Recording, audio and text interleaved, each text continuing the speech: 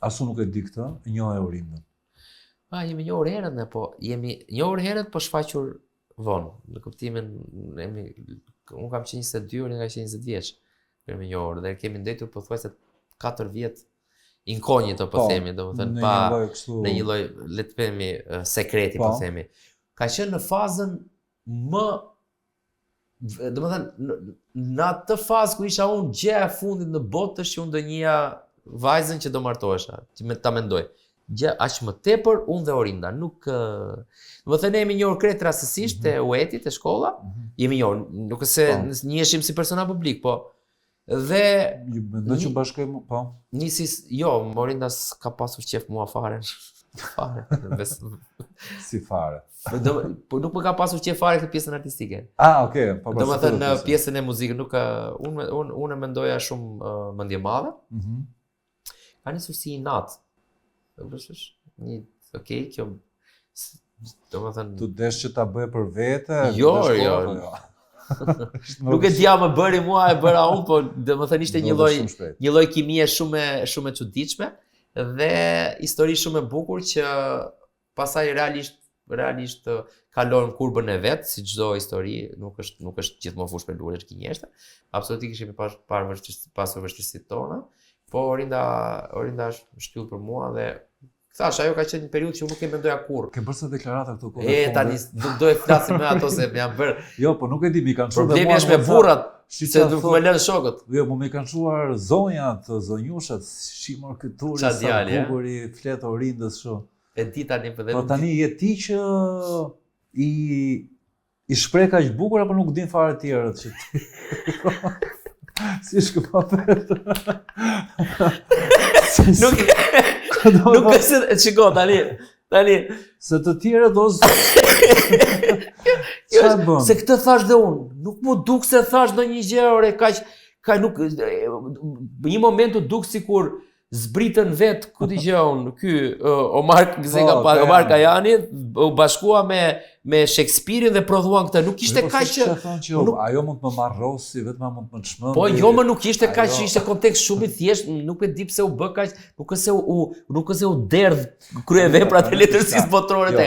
Ishte një rrëfim shumë i sinqert. Ti e njeh shumë mirë televizionin. Je nga njerëzit që njeh më së miri dhe kam përshtypjen që disa gjëra që thua ti e di shumë mirë se efekti. Nuk po them që thua qëllimisht. Gjëja kuptoj çfarë do të thuash. Domethënë ajo më shfazon ishte fjalia, sepse unë mendoj realisht që çdo grua e shfazon partnerin e vet po të doj. Këtë e besoj vërtet.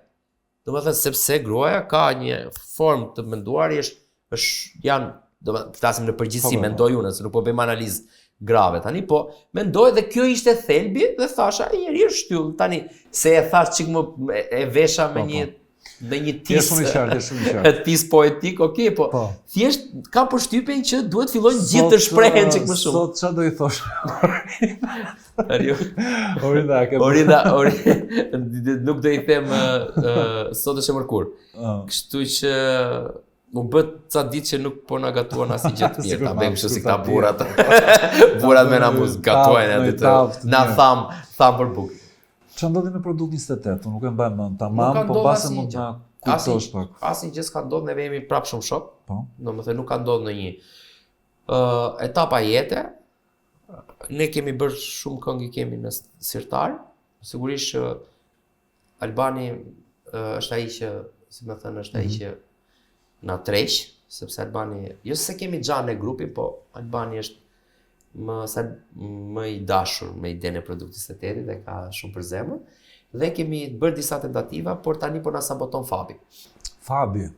Unë do ta diskreditoj publikisht sa herë më jepet mundësia. Më përpara isha unë problemi. Dhe ma kujtonin këtë. Tani unë nuk jam më problem, unë jam gati. Këngët janë gati. Po, janë 3 këngët janë pothuajse të mbyllura. Është mukajeti. Jo si puna jote që të desh. Po, që jo sot po nesër. Një jetë të tërë që të arrije që të bëje këtë. Po mund të, domethënë të mungon muzika, se duhet ta kuptoj pak të, nuk është se është, domethënë se sot ka forma nga më ndryshme. Jo, po e para jo nuk mendoj që në këtë tregun aktual unë personalisht jam jashtë tregu fare.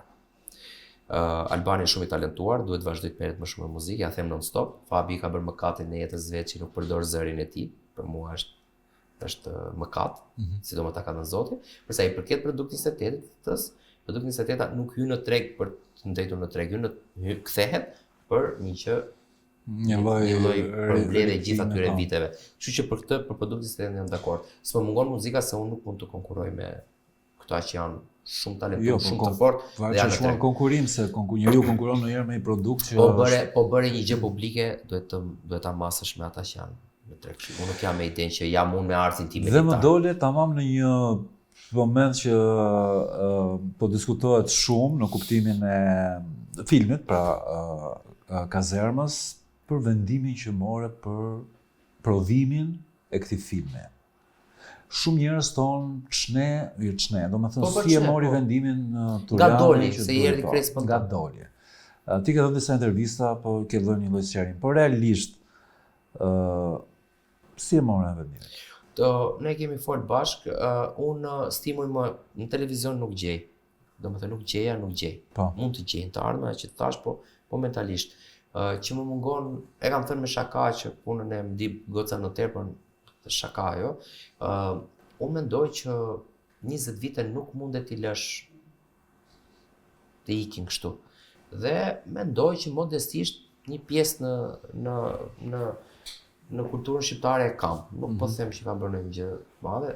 Një gjë e kam menduar që nuk kam ndihmuar shumë për të dhënë mesazhe për shoqërinë, kam argëtuar, po ndonjë shërbim të madh shoqërisë nuk i kam bërë.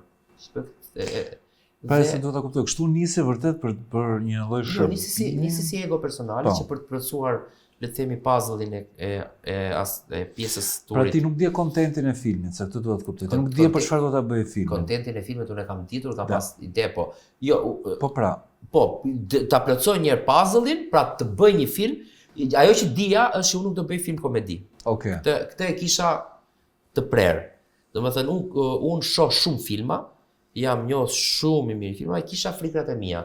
E para një nuk mund të lësh vepër, unë e them fort këtë, duhet të kesh një farë eksperiencë dhe mosha është. Dhe nuk kam asgjë me tjerë të bëjnë çfarë dua, secili ka mendimet e veta. Duhet të kesh një eksperiencë jete, edhe si njeri, edhe si artist. Dhe në totalin time mendoj që pas 40-ave o sot o kur kisha mjaftuar shumë largësi nga krijimet artistike, sepse 2 vjet isha shkëputur, pra detoksi plot, dhe ishte momenti dhe mendoj që Kazerma ishte, si të thush, bashkimi të gjitha këtyre energjive për ta prodhuar. Pra si të thush, ishte produkti i duhur në momentin e duhur, kohën e duhur. Për mua.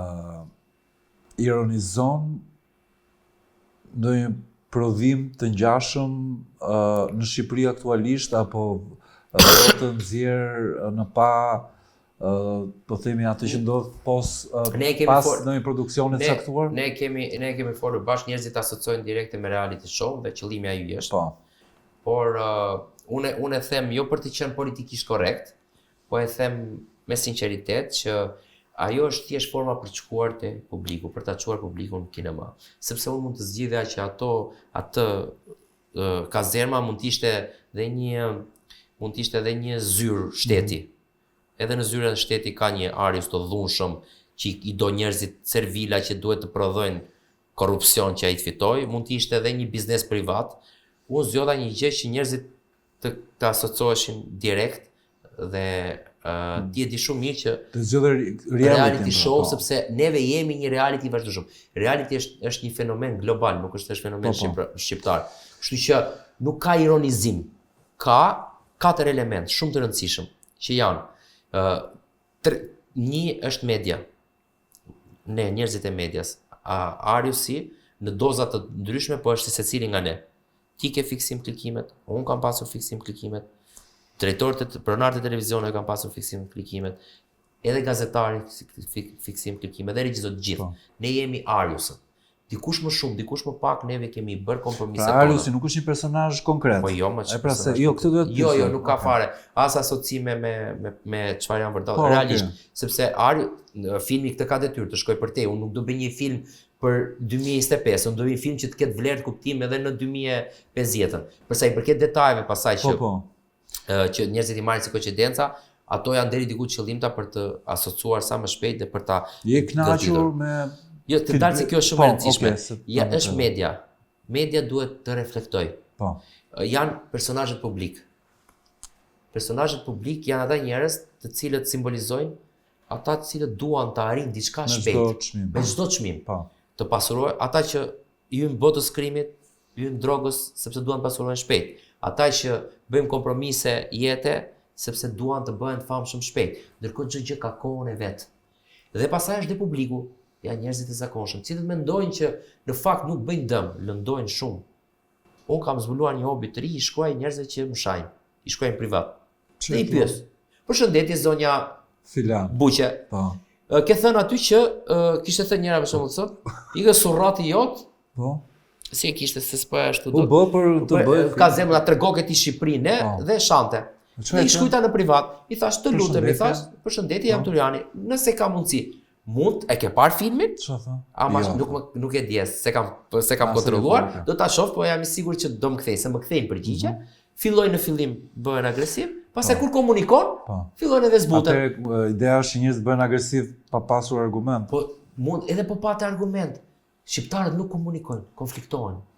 Kemi vetë në natyrë. Dhe po të mendosh pak, ky është thelbi i filmit. Mendon që jemi agresiv? Shumë agresiv. Po jemi ndonjëherë më duket sikur jemi në një stres të vazhdueshëm, por një jetë kemi, po vriten njerëzit kot, është e tmerrshme.